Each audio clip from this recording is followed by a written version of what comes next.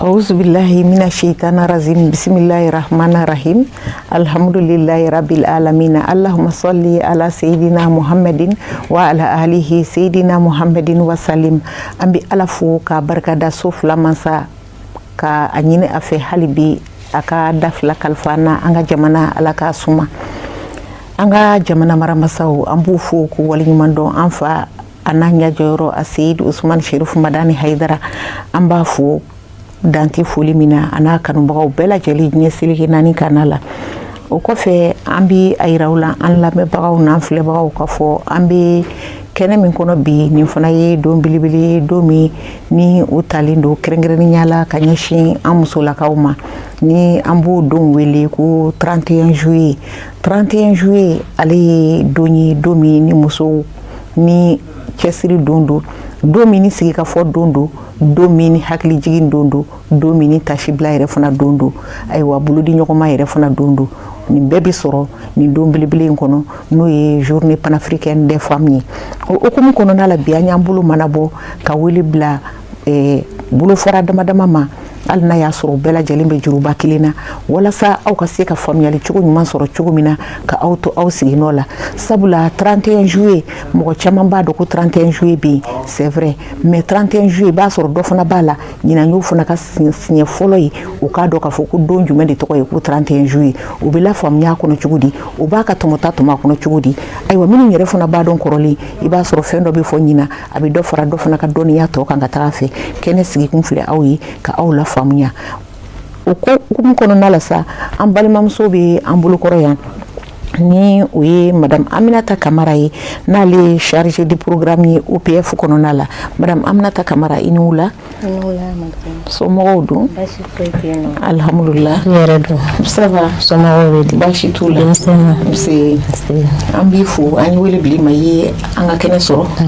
wele diyara an ye dakuruɲɛ kelen foli min bɛ i fɛ ka ɲɛsin an filɛbagaw ma tout d'abord ma fo a ka wele la a y'an wele a diyala an ye yan'an ka don kuma na an bɛ an ka ɲɛmɔgɔw fo an b'an ka président fo n'o ye général d'armée Assimi Goïta a n'a ka gouvernement bɛɛ lajɛlen an bɛ an ka ministre fo an bɛ an ka fɛn o fɛn sigilen bɛ k'an lajɛ an b'a bɛɛ lajɛlen fo an bɛ cherifulatigi yɛrɛ an b'aw yɛrɛ fo a diyara an ye an ye foli lamini o kɔfɛ an balimamuso b'an bolo kɔrɔ ni o ye madame Fatumata Sire Jakite n'ale ye chargé de mission ye ministère de la promotion de la femme de l'enfant et de la famille la Fatumata Sire Jakite i ni wula somɔgɔw don ayiwa folikan min b'i bolo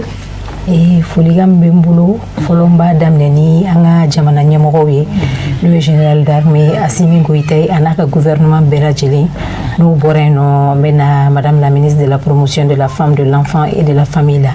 madame Jara Jɛnɛba Sanogo ka Sherifila TV mɔgɔw bɛɛ lajɛlen fo ka Sherifukɛ fo f'a sigiyɔrɔ la ani ka an lajɛli jama bɛɛ lajɛlen fo Mali kɔnɔ ani Mali kɔ kan ayiwa an bɛ segin kɛ i yɛrɛ fo an b'a fɔ aw bisimila Sherifula bundakun kan o kɔfɛ an balimamuso b'an bolo kɔrɔ n'o ye madame Awa Sangare n'ale ye directrice de la maison de la femme Bamako an bɛ a fo k'a waleɲuman dɔn nka bi a bɛ yan nɔ mɔgɔ min tɔgɔ la o ye direction régionale o directrice ye a bɛ yan nɔ k'o nɔrɔ bila an bɛ a fɔ ko ani wula madame Awa somɔgɔw don baasi foyi tɛ yen alhamdulillah ayiwa folikan min b'i bolo yan'an ka don baara kɔnɔ folikan min bɛ n bolo o ye ka barika da Ala ye ale min ye bi don yira an na ka Sherifila jama fo olu minnu y'an wele nin kɛnɛ in kan ka na kuma koba dɔ kan ka an ka jamanakuntigi fo an ka ministrew bɛɛ lajɛlen k'u bɛɛ lajɛlen fo k'an filɛbagaw bɛɛ lajɛlen fo ani baarakɛɲɔgɔn ka foli bɛ bɛɛ yɔrɔ ayiwa an bɛ i fo ka fɔ i ye kɛnɛ sɔrɔ a diyara an ye o kɔfɛ 31 juillet musow ta don nka musow tɛ se ka foyi kɛ k'a sɔrɔ u sɛmɛyiri tɛ cɛba dɔ ye an bɛ fɛti fɛn fɛn kɛ i b'a sɔrɔ an balimakɛw n'an furucɛw n'an denkɛw u b'an kɔkɔrɔma don a la siɲɛ caman ayiwa muso naani bɛ yan bi ani cɛ kunba kelen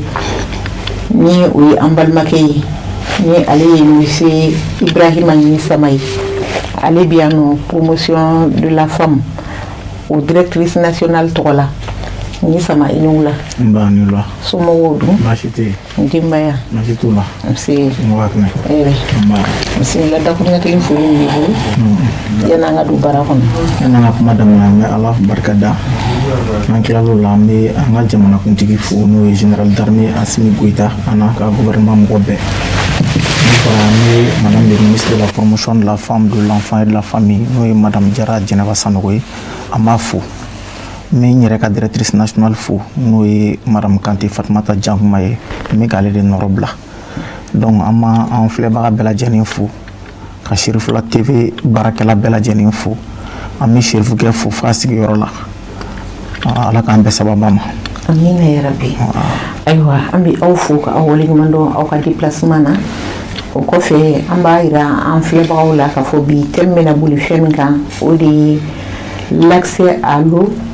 et à l'assainissement, un droit pour chaque femme et chaque fille. Ayiwa ji ɲuman ani sanuya ɲuman o kɔni dama ka kan muso bɛɛ lajɛlen na ni bɛ se tɛ n'i ko muso denmisɛnnin min ye muso ye muso yɛrɛ ye muso ye fɛn o fɛn n'i bɛ fini siri i ye muso ye. Ayiwa sanuya fana tɛ se ka taa cogo si la sans nous les femmes. Donc bi thème a bɛna boli nin kan wa u bɛn'u da don a la fana kun min na u ye ninnu ta ɲinan k'a kɛ thème ye. O hukumu kɔnɔna la an y'a fɔ yira aw la k'a fɔ an bɛ yan journée panafricaine ale hukumu de la u ka thème bolila nin de kan ɲinan fɛn min ye an balimamuso ye ni an bɛna ɲininkali fɔlɔ min tɛnko ale la madame Aminata Kamara ale bɛ OPF tɔgɔ la. Ayiwa Aminata i bɛ se ka mun de fɔ an ye 31 juillet kan walasa an bɛ se ka faamuyali sɔrɔ k'a dɔn 31 juillet ye fɛn min ye. Salamu alaikum tuguni. Ayiwa Matu, o ɲininkali diyara n ye. 31 juillet mɔgɔw t'ale dɔn i n'a fɔ 8 mars bɛ cogo min mais journée de don musow fɛnɛ ka journée ba dɔ de don. Ni organisation panafricaine des femmes ye organisation ye n bɛ se k'a fɔ organisation fɔlɔ de don, c'est la première organisation féminine continentale. Ale organisation ni a créé la 1962 Tanzanie jamana kan. Organisation yɛrɛ a sigila ni tɔgɔ jumɛn ye a wagati a tun bɛ fɔ a ma ko conférence des femmes d'Afrique. Organisation tɔgɔ kun y'o ye mais 1974 Dakar congrès la a ye tɔgɔ in yɛlɛmana organisation conférence des femmes o yɛlɛmana ka kɛ organisation panafricaine des femmes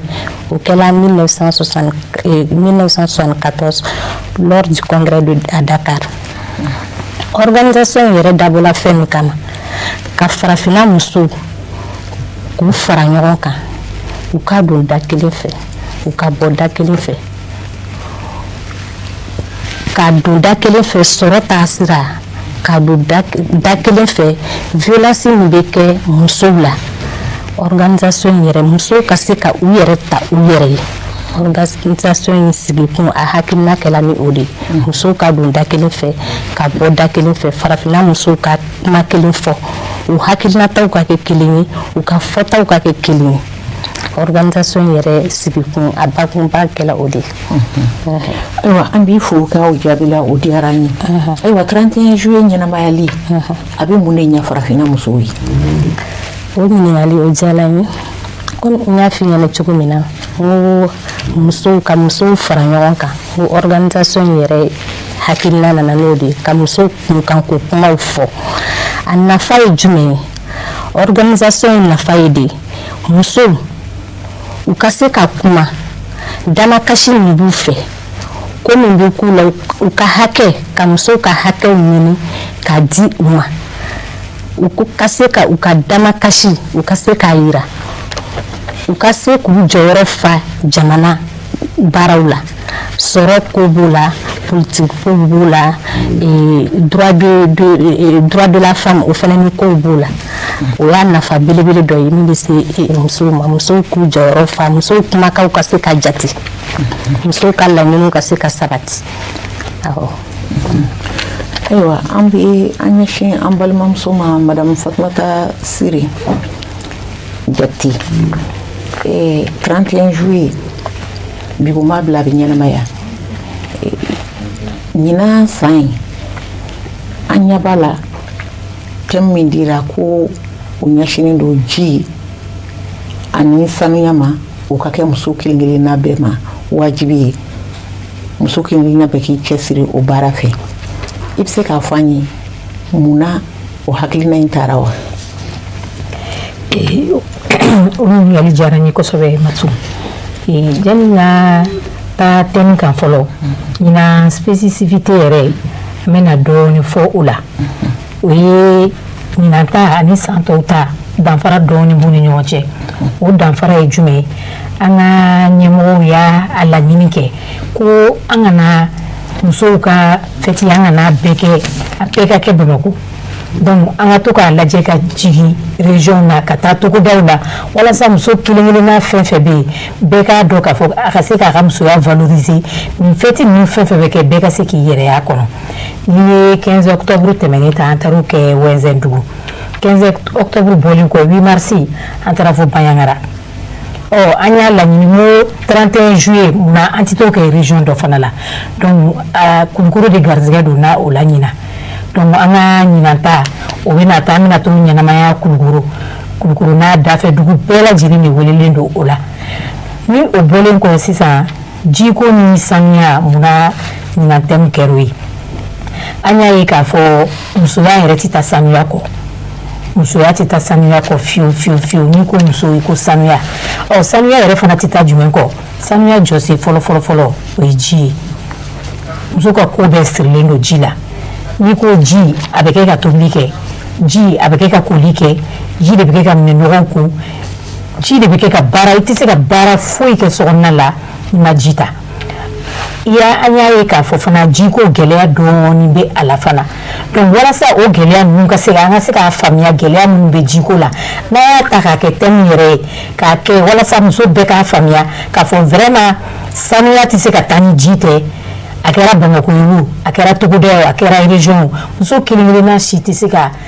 taa k'i ka ɲɛnamaya kɛ ka sanuya kɛ ni ji tɛ o de kama an y'an ka ɲinan thème ta k'a gulon sanuya ani ji la walasa an k'a dɔn nafa jumɛn bɛ ji la kosɛbɛ yɛrɛ a nafa a bɛ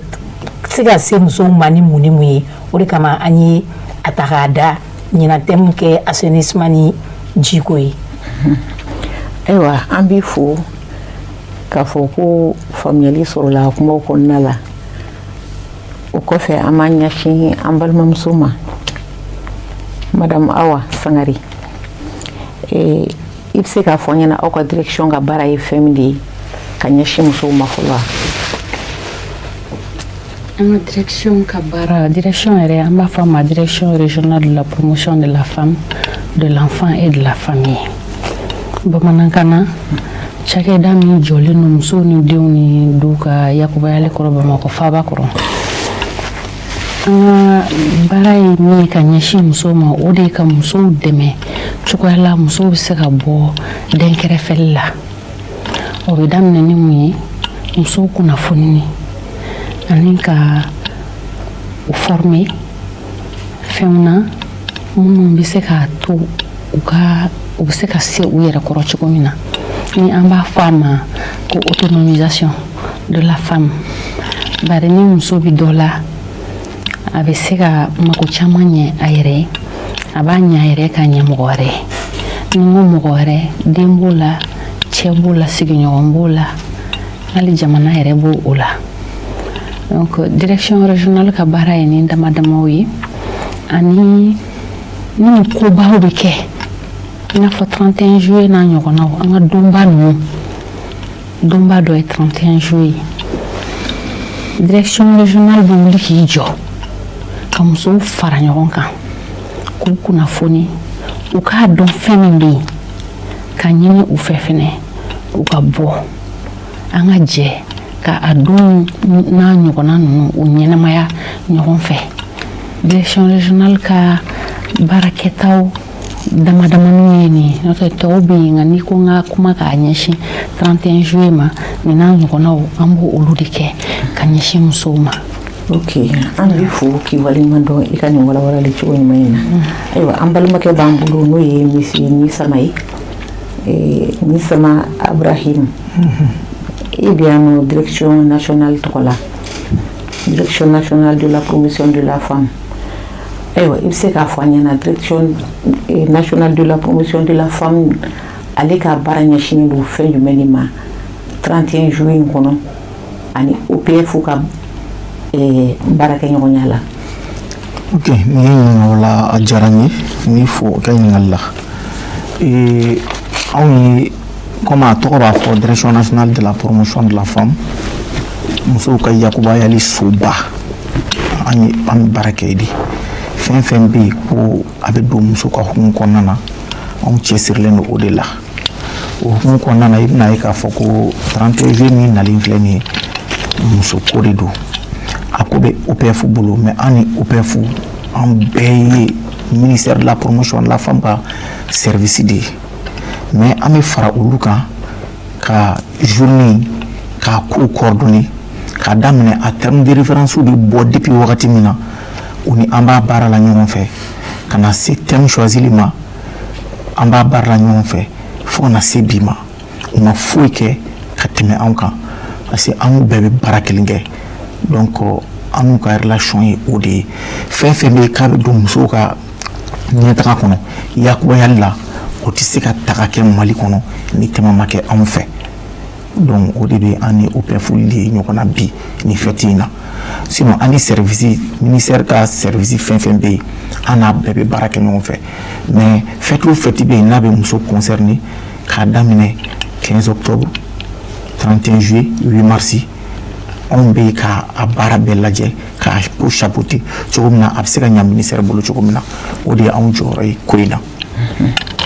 Ayiwa, an b'i fo i ka nin walawalali cogo cɛ ɲuman in na. An b'an ɲɛsin Madame Aminata Kamara ma. Munna ji nafa ka bon, ji ɲuman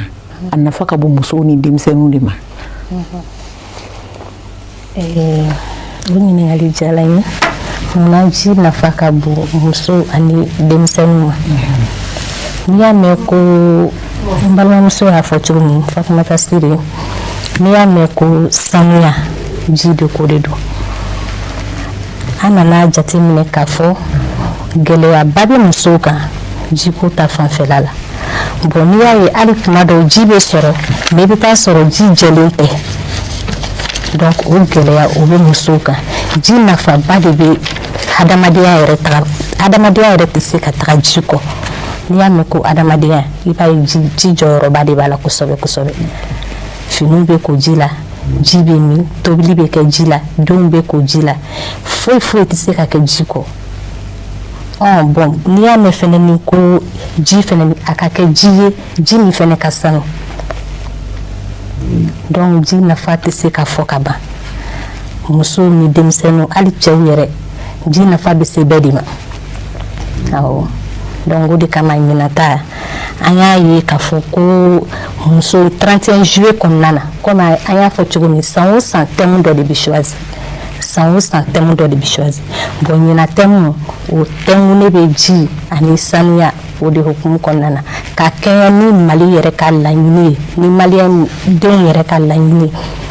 Parce que n'i y'an ka contexte ta k'a lajɛ i b'a ye k'a fɔ ko ji ko o de gɛlɛya bɛ anw na yan dɔɔni. Awɔ. Ayiwa, an b'i fo k'i waleɲuman dɔn i ka walawalali cogoya ɲuman na. An b'an ɲɛsin an balimamuso ma Madame Awa. I bɔra sisan k'i balimamuso ka kuma lamɛn n'o ye Aminata ye. Ayiwa, e bɛ se ka mun de fɔ an ye ji kibaruya yɛrɛ kan adamadenya kɔnɔ Mali musow ani an denw cɛla la. Ji ɲuman a ka kan k'a ɲini cogo di ou bien musow ka kan ka mun kɛ? Ɲininkali in diyara n ye n bɛ dɔɔnin de fɔ ka da balimamuso ka kuma kan n'o tɛ a ye a bɛɛ fɔ kuma dakun kelen na diɲɛlatigɛ yɛrɛ dulonnen don ji la donc an bɛ fɛn fɛn kɛ an bɛ tɛmɛ ji de fɛ walasa ka ji ɲuman lasɔrɔ o tɛ taa jamana yɛrɛ ka wuli ka jɔ kɔ ni musow bɛ ji ɲuman sɔrɔ k'u mago ɲɛ a la an denw u ka kɛnɛya a bɛɛ dulonnen don ji ɲuman sɔrɔli la a tɛ taa jamana ka wuli ka jɔ kɔ ni o ye ka fɛɛrɛ kɛ ka ji ɲuman lase musow ni denw ma ni an b'a fɔ a ma ji qualité ɲuman min bɛ se ka min an ka tobili bɛ se ka kɛ ni min ye an ka baara wɛrɛw bɛ se ka kɛ ni min ye ka sɔrɔ a ma kɔlɔlɔ lase musow ma a ma kɔlɔlɔ lase denmisɛnninw ma a tɛ taa jamana ka wuli ka jɔ kɔ a tɛ taa an yɛrɛ ka wuli ka jɔ kɔ bari n'i ko jamana i ko anw de anw bɛɛ de sen b'a la mɔgɔ si jɔyɔrɔ man dɔgɔ donc bɛɛ ka wuli k'i jɔ ji ɲuman sɔrɔ cogo fɛɛrɛw ka tigɛ hali ni fɛɛrɛ ninnu tigɛra fɛɛrɛ ninnu ka se ka tɔbɔtɔ walasa fɛɛrɛ ninnu bɛ se ka kɛ fɛɛrɛ kuntagalajanw ye a kana kɛ fɛɛrɛ kuntagalasurun ye mais minnu ka jan ni hali ni a dabɔra minnu kama hali n'olu tɛ yen minnu bɛ na u kɔfɛ olu fana bɛ se ka a nafa bɔ cogo min na voilà. ok an b'i fo an b'a ɲɛsin an balimamuso ma Fatumata Sire Jakite. Fatumata Sire i ye muso ye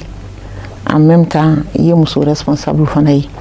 i bɛ se k'a fɔ an ɲɛna gɛlɛya kumaba minnu bɛ an musolakaw kan bi Mali kɔnɔ ani an denw kan sanuya ko la a ka diya ka se ji ɲuman ko ma. o ɲininkali diyara n ye kosɛbɛ Matu. Gɛlɛya min bɛ musow ani denmisɛnnin tukuru communauté sigida yɛrɛ kan sanuya ko la bi na fɔlɔ o ye ɲamanko ye kosɛbɛ parce que ɲama jɛya fɔlɔ a bɛ daminɛ hali n'i ka yɔrɔ fura i bɛ taa ɲama kɛ min ɲaman bɔnyɔrɔ ko o kɛlen don problème ye an ka sigidaw kɔnɔ bi n'i y'a ta k'a lajɛ i t'a sɔrɔ sigida o sigida n'i taara kɔnɔ bi i bɛ taa sɔrɔ ɲaman bɔnyɔrɔ ko bɛ yen nɔ. Ayiwa an ma duman tigɛ aw la ni Ala sɔnn'a ma nin tun ye émission tako fɔlɔ ye an y'a yira aw la k'a fɔ an bɛ 31 juillet hukumu kɔnɔna la nin ye émission tako fɔlɔ ye musoya tɛ taa cɛsiri kɔ musoya tɛ taa baara kɔ musoya tɛ taa sanuya kɔ o de y'a to ɲina jamana ye ji ani sanuya ta k'o kɛ thème ye walasa ka musow ka an kɔkɔrɔma don hali bi an ka se ka baara kɛ baara cogo ɲuman jiko hukumu kɔnɔ ka taa se sanuya hukumu kɔnɔna ma bari n'i y'a mɛn ko du dɔrɔn a fɔ ko muso ma sanuya muso ma jɛya mɔgɔ tɛ ji sanuman sɔrɔ a dɔn k'a fɔ kɛnɛya t'i ka du kɔnɔna la ayiwa mɔgɔ min bɛ se ka o kɛlɛ k'o bɔ du kɔnɔ o ye anw musolakaw ye o tuma an b'an ka jamana ɲɛmɔgɔw fo u ka nin miiriya ɲuman in tali la k'a fɔ aw ye aw k'aw sɔgɔlen to an na ni Ala ye sigi kun filanan jira an na tɛnɛndon n'Ala y'o jira an na 17h30 an bɛ ɲɔgɔn sɔrɔ nin plateau kelen kan an n'an ka nin invité kelenw ni Ala sɔnn'a ma a k'an bɛɛ sigi wɛrɛ inchallah.